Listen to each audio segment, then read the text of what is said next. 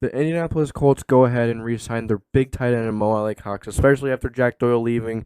Need to have someone there. Need to have someone who can run block.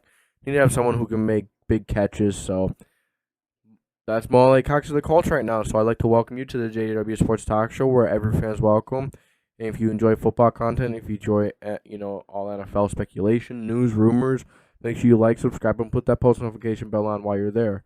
So Alie Cox, huge target for whoever's going to be the QB. Not a hard target to miss.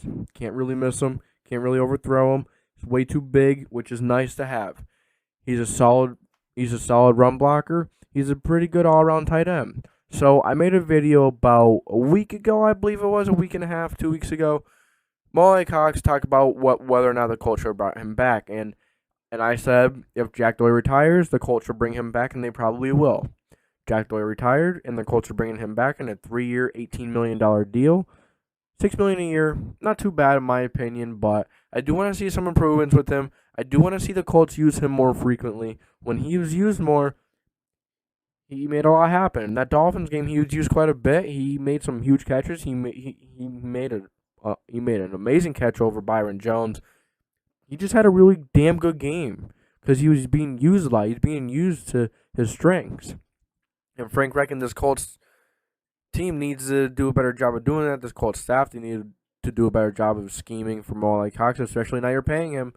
Now you're paying him. You need to go and you need to get him involved more. I kind of had that problem with them with Nyheim Hines last year. They re-signed him to a 3-year, $21 million deal it was, and they didn't really feed him. They didn't really use him. They kind of used him less, even though they're paying him more.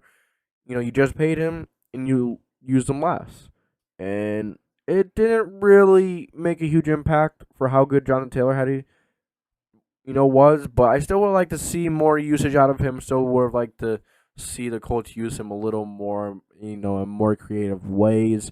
But it is what it is. And then Alie Cox, right?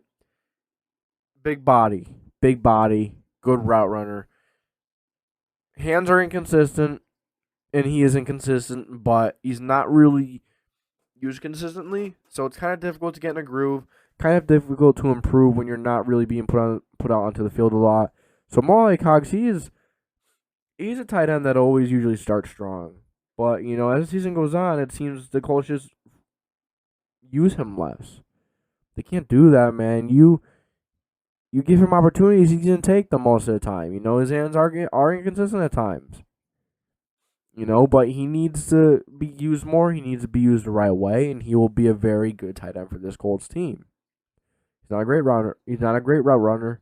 He's not extremely fast, but he can open and catch the ball, and he can make some big plays.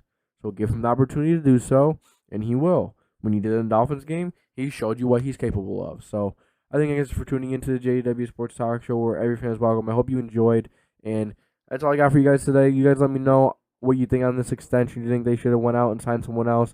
I feel like they maybe would have been in on Zach Ertz if Alie Cox, or if Alie Cox, or no.